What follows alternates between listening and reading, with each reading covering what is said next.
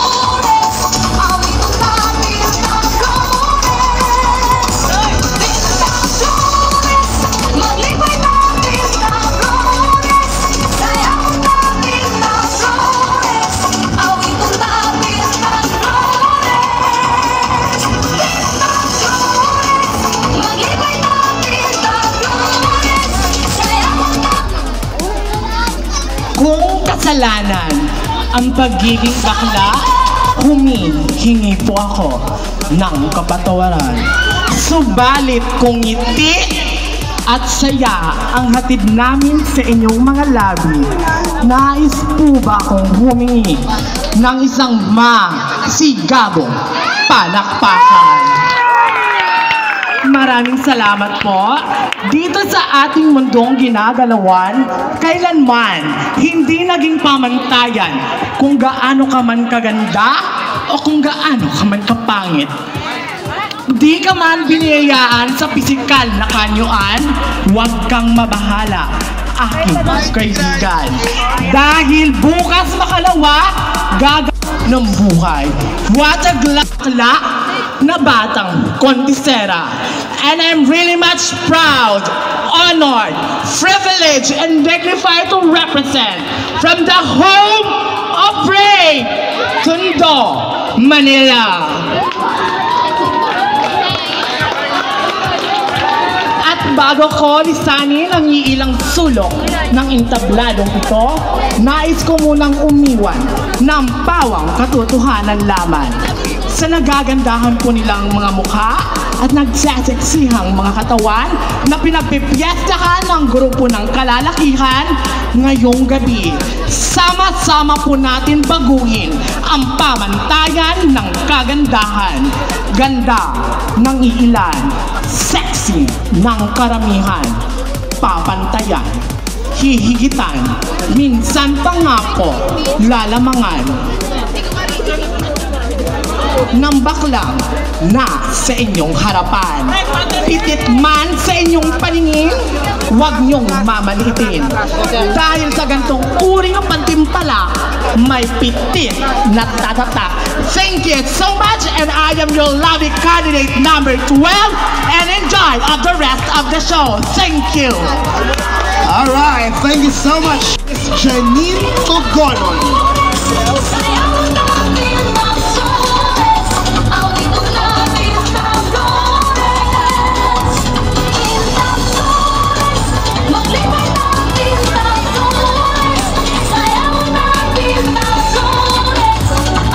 And now let's make way for our fourth.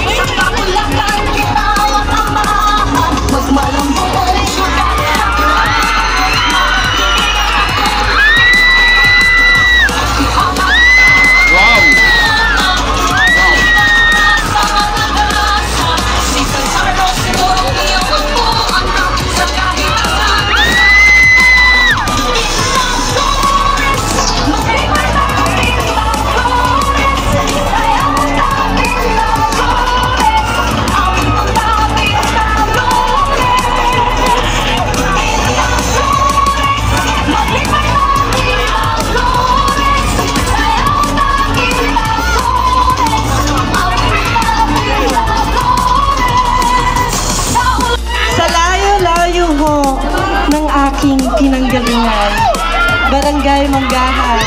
Wala po ba? Nandyan? Wala rin po bang hiyawan dyan? Wala rin po bang inuman dyan? I always believe that life is like a journey. It is a long road from beginning into never ending. It is a cycle, together with a maze, your choice.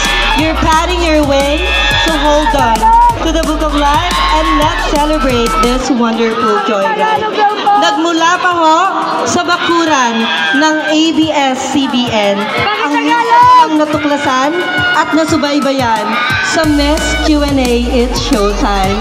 Ang babaeng tinaguriang bawal niyong hawak-hawakan, baka hindi niyo na mabitawan. Bawal niyo rin pong titigan, baka hindi niyo na ho makalimutan. Yes, my real name is Miel Santiago Fernandez, who truly all the way last from Majestic Way, beautiful places where Wagayway Festival celebrating, nagmula pa ho lalawigan ng Cavite. Miel Fernandez na nag-iiwan ng isang katotohanan, bakla, bading o charing-charing man ang itawag niyo sa amin. Amin ang gabing ito. Dahil mula rito hanggang dulo, tagahanga lamang po namin kayo. Enjoy the show and good evening everyone. Alright, and that's our candidate number 4, Miss Miel Santiago Fernandez.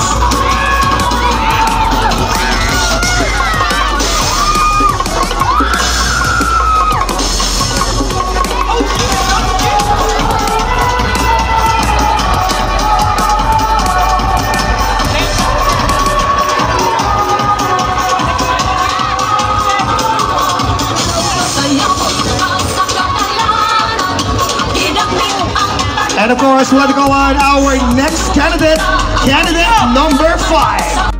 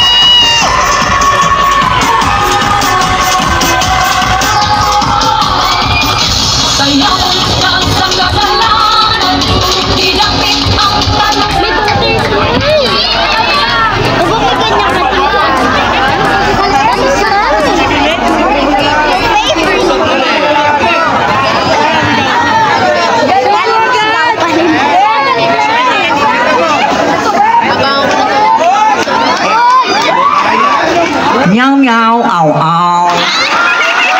Narito po sa inyong harapan ang Diyosa na manggaalawin. Ngunit palakpakan ang nag-iisang reyna na ngayong gabi na hindi magpapakabo kahit kanino ang tunay na reyna ngayon. At sa mga nanonood dyan ng kabataan, may isa akong sasabihin.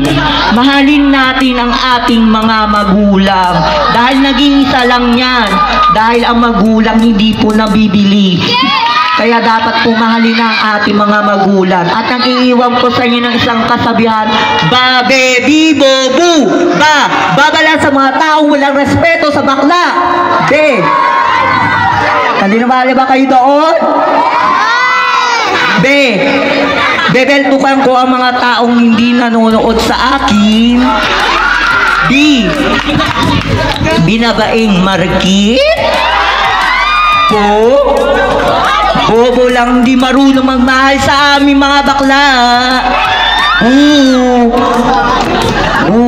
Hulog ng mga hurado, ipanalo nyo ako. Thank you. All right, thank you so much. Our candidate number